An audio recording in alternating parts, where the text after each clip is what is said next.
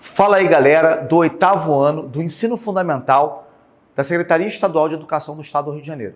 Eu sou o professor Roberto Stabile, professor de Geografia, e hoje a gente vai falar um pouquinho sobre América e questões populacionais da América. Ou seja, vamos tentar entender um pouquinho como é que é o continente, como é que é essa divisão da América e como a população da América se comporta, tanto economicamente quanto socialmente. Bom, se a gente vai falar de população, a primeira coisa que nós temos que falar é sobre a relação de população e suas taxas. Como assim taxas? Ou vocês nunca ouviram falar sobre taxas de natalidade, taxas de mortalidade, crescimento natural da população? Esses números são importantíssimos, galera. Muito importantes. Porque são a partir desses números que a gente começa a entender as políticas sociais e as políticas públicas nos países. Como assim? Você acha que o IBGE faz um censo demográfico por quê? Porque ele quer contar a população? Na verdade, ele quer saber qual a estrutura que a população tem, para que a gente possa fazer essas políticas públicas. Vou dar um exemplo. No Brasil, na década de 60, nós tínhamos uma elevadíssima taxa de natalidade. As mulheres tinham aproximadamente 6 filhos cada uma. Hoje, esse número está em 1,7. Você vê que houve uma queda, claro. E aí, consequentemente, eu tenho que fazer uma política pública para aquele cenário. Vou dar um outro exemplo. A taxa de mortalidade era altíssima no início do século XIX para o XX e depois. Hoje, essa taxa de mortalidade está cada vez menor, com uma expectativa de vida crescendo no Brasil. Hoje, a população no Brasil vive aproximadamente 75 anos. Por quê? Porque ocorreram mudanças que fizeram com que a gente vivesse mais. Então, são esses dados que a gente chama de transição demográfica que nós temos que analisar para fazer essas políticas públicas. Por exemplo, se eu tenho baixas taxas de natalidade e altas taxas de mortalidade, tem alguma coisa errada aí. A gente tem que melhorar a condição de vida da população e incentivar, às vezes, até a própria natalidade do país. Isso acontece muito nos países europeus. Ou vocês acham que os problemas na Europa estão relacionados a quê? Principalmente essa baixíssima taxa de natalidade. Bem, aqui na América a gente tem alguns números populacionais diversos. Bom, se a gente for pegar o Brasil hoje tem baixas taxas de natalidade e um aumento da expectativa de vida. Ou seja, o Brasil está caminhando no nível dos países desenvolvidos. Na Argentina também quase no mesmo cenário. Em compensação, em alguns países da América Central, as taxas de natalidade continuam elevadas, assim como a mortalidade também. Por quê? Muitos são países agrícolas e têm graves problemas em relação à falta de infraestrutura.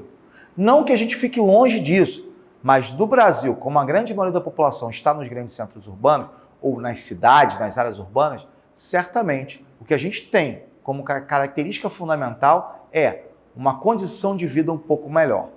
Bom, nos Estados Unidos, o cenário também é muito próximo do Brasil. Eu tenho baixas taxas de natalidade e uma expectativa de vida crescente, fazendo com que nos Estados Unidos eu também tenha uma característica de país com transição demográfica. Se a gente for comparar com a Europa, a gente perde, certamente. A Europa já está num outro nível. A Europa tem gente morrendo mais do que nascendo. Não porque está morrendo muita gente, é porque a taxa de natalidade está tão baixa, que tem gente morrendo mais do que nascendo. Ou seja, a população está morrendo mais do que nascendo. Ou seja, minha população vem diminuindo. Bom, posso falar o seguinte, que isso também vai acontecer com o Brasil, mas vai demorar ainda pelo menos uns 30, 40 anos. Existem outros problemas populacionais aqui na América Latina. Um dos principais problemas que nós temos é a desigualdade social. Bom, primeiro pelo seguinte, nós temos na América Latina, na América de uma forma geral, inúmeros países com problemas relacionados a questões internas, governos ditatoriais, governos autoritários, como também eu tenho países que não têm diversidade econômica alguma. Tem um produto como base e os demais produtos praticamente não são nem exportados, ou seja, vivem apenas de um único produto. Certamente, esses países são países mais necessitados e são países que mais expulsam a sua população. Por quê? O processo migratório é assim, expulsão e atração. Se você vive mal numa região, certamente você pensa em sair dela. A gente chama isso de expulsão. Quando você pensa em ir para uma outra região, está pensando no seguinte, em melhorar a condição de vida. Isso nós chamamos de atração. Isso na América Latina é muito comum, principalmente na desigualdade. Só para dar um exemplo simples, no último ano, nos últimos 2 anos, se criou uma marcha em direção aos Estados Unidos.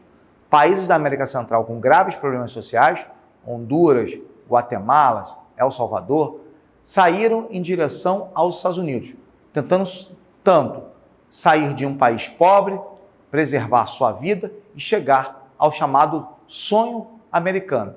Conseguiram? Não. As portas norte-americanas estavam fechadas, principalmente com o ex-presidente Donald Trump. Bom, a gente falou dos Estados Unidos, do muro norte-americano, da fronteira dos Estados Unidos com o México. Realmente, todos sabem que é praticamente inviolável essa fronteira. Entre aspas, galera. Isso aí é uma brincadeira, claro.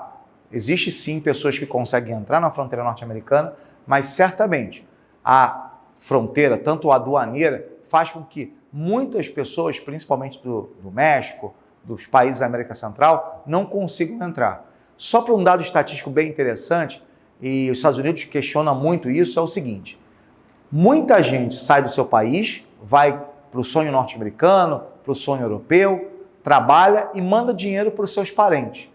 Na verdade, nós temos um ranking disso. E o primeiro colocado do ranking é a Índia, é o país que mais recebe dinheiro dos estrangeiros que estão morando fora do seu país.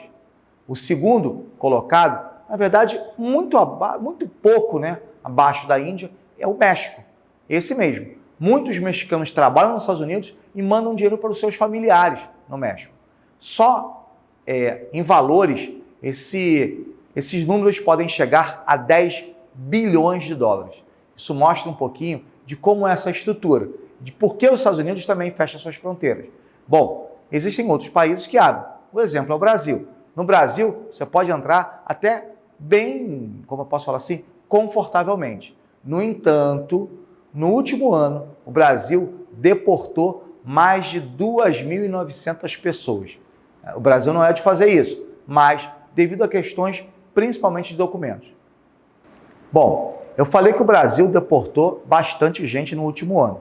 Eu posso falar que o Brasil é um país que hoje, nessa balança migratória, sai mais gente do que entra no Brasil. Impressionante, né?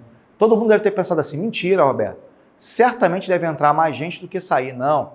No Brasil, no ano passado, no ano retrasado e assim sucessivamente, nos últimos 5 anos, saiu mais gente do que entrou no Brasil. Muitos brasileiros estão procurando a vida em outros locais, principalmente, sabe aonde? Em Portugal.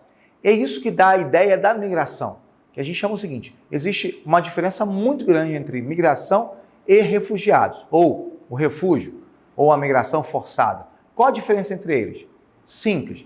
Migração é quando você sai por vontade própria. E quando a gente fala sobre refugiados, é quando você sai obrigado. Ou seja, você está abandonando o seu país porque certamente você corre um risco de morte. Ou por perseguições políticas, ou por conflitos, ou até por questões ambientais, que não é tão comum, mas acontece também. Você sabe muito bem que a migração, ela hoje está muito mais fácil, principalmente por causa da evolução tecnológica. Então isso está fazendo com que as pessoas possam se movimentar de forma mais fácil, mas entretanto as barreiras estão cada vez mais altas, ou seja, os muros estão cada vez mais altos para proibir a entrada dessas pessoas. Bom, a gente falou de migração, a gente falou de muro, a gente falou de todo esse processo que é muito comum quando a gente fala de população, né? Mas existem outros aspectos que estão por trás disso, que é o quê? A formação do Estado, a fronteira. Quando os Estados Unidos, por exemplo, criam um muro, o objetivo principal é o quê? Evitar o fluxo migratório. Bom, comum, né? Em muitos países europeus acontece isso. Mas de fortalecer o seu Estado-nação. Mas, Roberto, que negócio é esse de Estado-nação? Bom, pensa em Estado, governo, pensa em nação, povo, né? Vocês certamente já ouviram falar da nação rubro-negra, do povo em si.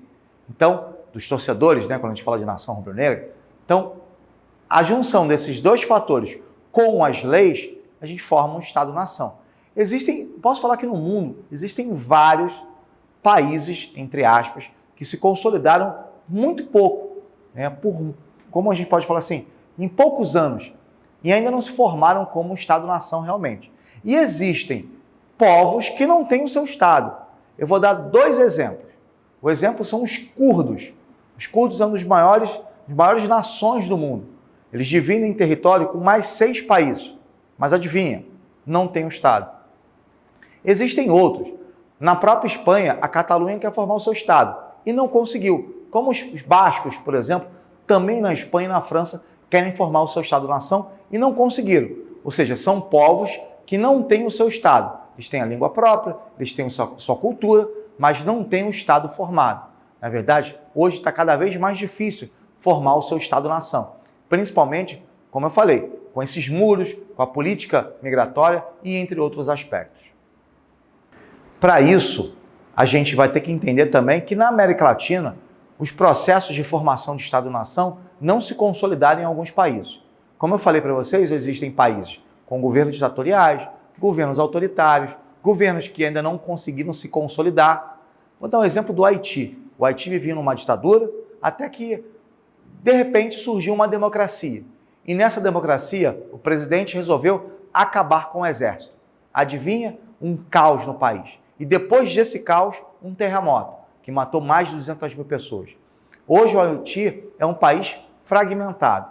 Mas não só ele, mas existem vários outros países na América Latina que estão sofrendo tanto com questões internas, não de governos, mas também em relação à própria violência, que para mim é um dos piores problemas que nós temos hoje nos países mais pobres. Países que não conseguiram consolidar uma democracia, com desigualdade e grandes problemas relacionados à sociedade interna. Galera, esse assunto é muito importante para vocês e, claro, não percam o próximo vídeo, que vai dar continuidade a esse processo. Galera, um grande abraço, até o próximo vídeo.